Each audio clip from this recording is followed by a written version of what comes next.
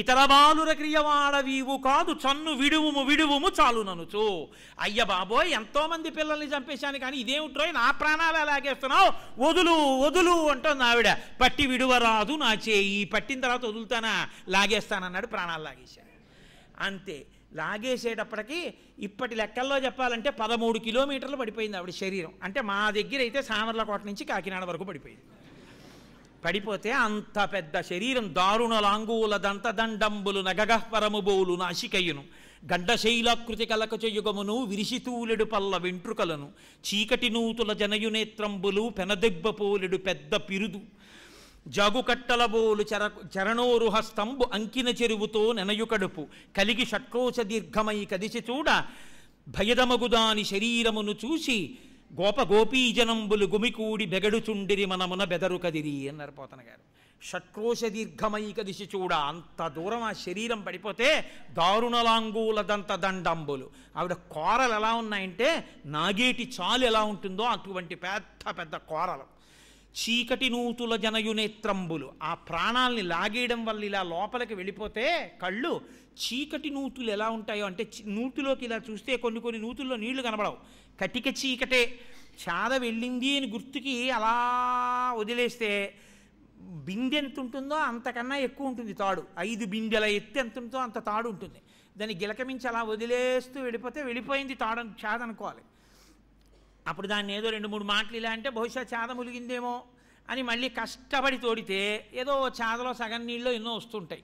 దాన్ని చీకటి నూతులు అంటారు. అంటే లోపల నీళ్లు ఉన్నాయో లేవో కూడా తెలియదు.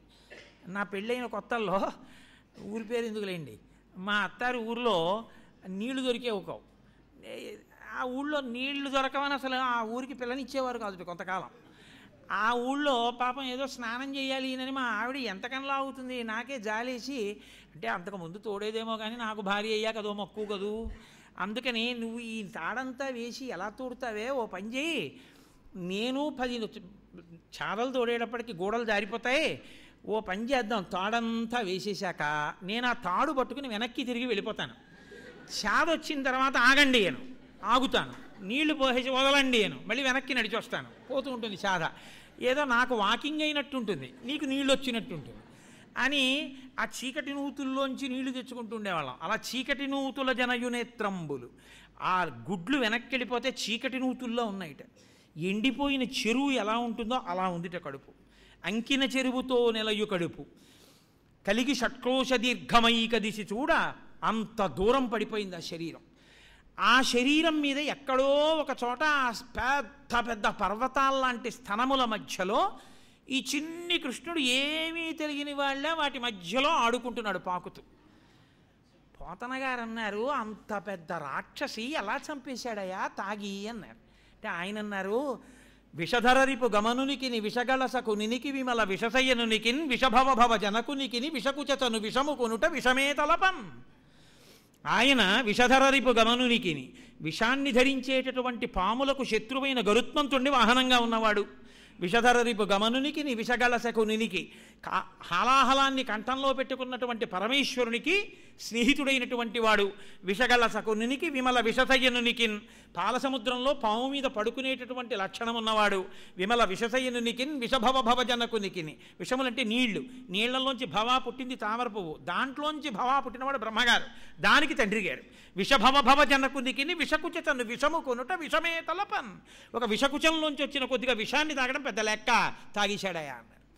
పాపం ఈ గోపకాంతలు మాత్రం అనుకున్నారు, అయ్యో పిల్లాడు ఏమైపోయాడోనని నేలంగూలిన మేటి పెన్నురముపై నిర్భీతి క్రీడించు ఓ బాలారమ్మని మూపు చేర్చుకొని సంస్పర్శించి ఆరార్చుతున్ గోలాంగూలము తిప్పి గోరదములం చల్లించి గోమూత్రమున్ చల్లి తద్బాలాంగంబుల గోమయంబలదిరా 12 నామంబులన్. వాళ్ళ అమాయకత్వం వాళ్ళది. ఆ శరీరం ఎక్కారు, అంతా వెతికారు, అయ్యో పిల్లాడు ఏమైపోయాడో, కింద ఉండిపోయాడేమో అనుకున్నారు, భయపడిపోయారు. తీరా వెళ్ళారు, ఆ స్థనముల మధ్యలో ఆడుకుంటున్నటువంటి చిన్ని కృష్ణుడిని చూశారు, గబగబా ఎత్తుకున్నారు, భుజం మీద పడుకోబెట్టుకున్నారు. అమ్మో పిల్లాడు ఎక్కడ భయపడిపోయాడో, ఏం బెదిరిపోయాడో, ఏం జడుచుకున్నాడో అనుకున్నారు. ఎత్తి మూపున పెట్టుకుని మేటి పెన్నురముపై నిర్భీతి క్రీడించు ఓ బాలారమ్మని, రాక్షసం తెలియక ఆడుకుంటున్నావా పిచ్చినానా అని తీసుకుని నిర్భీతి క్రీడించు ఓ బాలారమ్మని మూపు చేర్చుకొని సంస్పర్శించి ఆరార్చుచున్, ఆయన వీపు రాసి తల రాసి ఆరాచుతున్ గోలాంగూలము చుట్టి గోమూత్రమున్ చల్లి ఆయనకి తీసుకొచ్చి ఆ గోమయం పేడంతా ఒంటికి పెట్టి ఆ గోమూత్రం తీసుకొచ్చి ఆయనకి చల్లి ఒక ఆవు దగ్గరికి తీసుకెళ్ళి దాని తోక ఆయన చుట్టూ తిప్పి ఆయన నామాలే కేశవ, నారాయణ, గోవింద, హృషికేశ, పద్మనాభ, దామోదర, సంకర్షణ, అనిరుద్ధ, ప్రద్యుమ్న ఇలాంటి 12 నామాలు చెప్పి ఈ 12 నామాలతోటి ఒక్కొక్క నామం నీ శిరమును రక్షించుగాక, కంఠమును రక్షించుగాక, హృదయమును రక్షించుగాక, ఉదరమును రక్షించుగాక, ఊరువులను రక్షించుగాక, పాదములను రక్షించుగాక అని భగవంతుడి 12 నామాలు చెప్పి అదిగో ఆ 12 రూపాలతో ఉన్న పరమాత్మని ఈ 12 అవయములను రక్షించుగాక అంటున్నారు. వాళ్ళకేం తెలుసు ఆ నామాలు ఉన్నవాడే ఈయనని తెలియక, అయినా వాళ్ళ భక్తి వాళ్ళది, వాళ్ళ అమాయకత్వం వాళ్ళది, వాళ్ళ ప్రేమ వాళ్ళది. అందుకని ఆ పిల్లవాడిని అంత సంతోషంగా ఇది చేశారు. ఆ నందుడు పాపం మధురా నగరానికి వెళ్ళాడు కప్పం కట్టడానికి కంసుడికి. అక్కడి నుంచి వసుదేవుడి దగ్గరికి వెళ్ళాడు. వసుదేవుడు చెప్పాడు ఉత్పాతములు వస్తాయి, తొందరగా వెళ్ళిపో అన్నాడు. ఎందుకంటే కృష్ణుడి మీద కక్షతో ఉన్నాడని తెలిసి ఆయనకి. గబగబా తిరిగి వస్తున్నాడు. మార్గమధ్యంలో పెద్ద శరీరం పూతనది పడిపోయింది. అమ్మ బాబోయ్ చెప్పాడు నందుడు మహానుభావుడు భవిష్యత్ దర్శనం చేసి ఉత్పాతములు వస్తాయని. ఇదిగో ఇంత పెద్ద రాక్షసు వచ్చిందనమాట నందవ్రజానికి. కాబట్టి ఇప్పుడు ఇది ఇలా పడి ఉంటే కుళ్ళిపోయి వాసన వస్తుంది, జనులు భయపడతారు, కాల్చేద్దామని రంపాలు తెచ్చి, కొడవళ్ళు తెచ్చి, గడ్డళ్ళు తెచ్చి ముక్కల కింద నరికేశారు. నరికేసి పెద్ద పోగు పోసి దాన్ని అంతటిని ఎండుకర్రలు వేసి నెయ్యి నూనె పోసి అంటించేశారు. అంటించేస్తే పొగిలి పొగిలి రగులు మగువదేహము నుండి అగరు పరిమళములు బయలు వెడలి దేహకల్మషములు శ్రీహరిముఖమున త్రావబడుట చేసి భువరేణ్య. ఆవిడ శరీరం కాలుస్తూ వాసన వస్తుందనుకుని ఉత్తరీయ ముక్కుకు అడ్డు పెట్టుకుని ఎడుతున్నారు. అగరవత్తులు కాలిపోతుంటే ఎటువంటి సువాసన వస్తుందో అటువంటి సువాసన వచ్చి ఆవిడ శరీరంలో. ఆవిడ ఎటువంటిదైనా ఆవిడలో ఉన్నటువంటి విషాన్ని తాగడంతో పాటుగా దేహకల్మషములను కూడా తాగేశారు 2 గుటకలలో. దాని చేత ఆవిడ పూతన పవిత్రురాలైపోయింది. అందుకని ఆ శరీరాన్ని కాలుస్తున్నప్పుడు అటువంటి సువాసనలు వచ్చాయి. తాడేపల్లి రాఘవనారాయణ శాస్త్రి గారి శరీరాన్ని దహిస్తున్నప్పుడు సాక్షాత్ బాలాస్వరూపం అందులోంచి పైకి వచ్చినట్టు. కాబట్టి ఆ పొగిలి పొగిలి రగులు మగువదేహము నుండి అగరు పరిమళముల పొగలు వెడలే దేహకల్మషములు శ్రీహరిముఖమున త్రావబడుట చేసి భూవరేణ్య అని ఊరుకోలేదు పోతన గారు. హరితన మీదన్ కరములు పదములనిడి చన్ను గుడిసి కలిసిన మాత్రం హరిజనని పగితి పరగతి గరిగెను దురితములు బాసిన సురంగనయున్. ఆవిడేం కన్నతల్లి కాదు, కానీ కన్నతల్లిలా ఒళ్ళో పడుకోపెట్టుకుని స్తన్యమిచ్చి పాలిచ్చే ప్రయత్నం చేసినంత మాత్రం చేత తాను కూడా కొడుకులా ఆవిడ్ని ఇలా చేత్తో ముట్టుకుని ఆవిడ ఒళ్ళో పడుకుని ఆవిడ మీదకి కాళ్ళు కదిపినందుకు ఆవిడ పరగతిని పొందింది, మోక్షాన్ని పొందింది. ఏమయ్యా తల్లి కాకపోయినా చంపుదామని వచ్చినటువంటి పూతన మోక్షం పొందితే వెన్నుని కొకపరి విషమగు చన్నిచ్చిన బాలహంత్రి చనినట దివికిన్ వెన్నుని కనిపించుతు తన చన్నిచ్చిన సతికి మరియు జన్మము కలదే.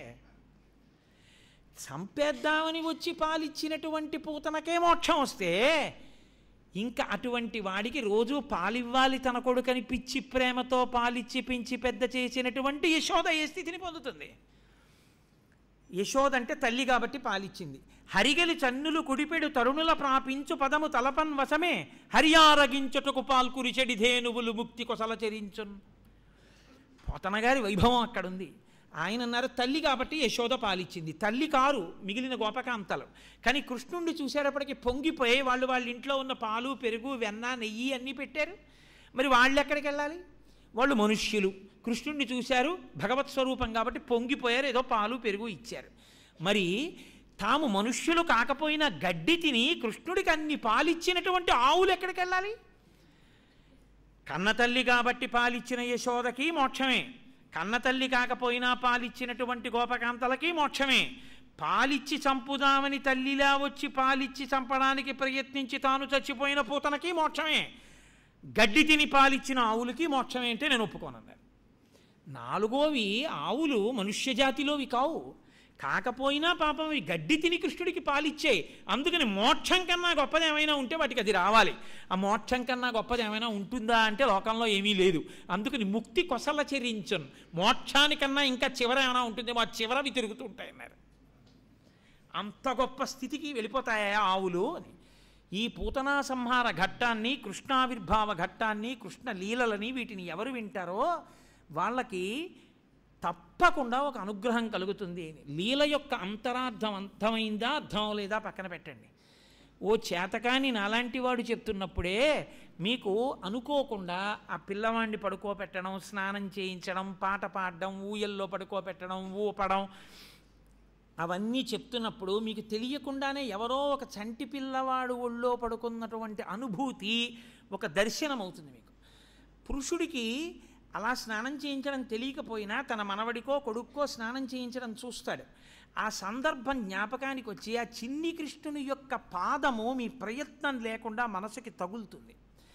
ఎంతో పూజ చేస్తే తప్ప ధ్యానములో కలగనటువంటి స్థితి కృష్ణావతార స్వీకార ఘట్టమునందు, కృష్ణ లీలలయందు మీరు హృద్యంగా సంతోషంగా వింటూ ఉండడంలో ఆ పాద స్పర్శ కలుగుతుంది. కలగడంలో పాపరాశి దగ్ధమైపోయి ఆ కృష్ణపాద స్పర్శ చేత పునీతుడైపోతాడు జీవుడు. అందుకే భాగవత కథా శ్రవణము అంత గొప్పది అని చెప్తారు. పూతనా సంహారము అంటే ఒక్కటే గుర్తుపెట్టుకోవాలి, ఆవిడ 2 స్థనములతో వచ్చింది.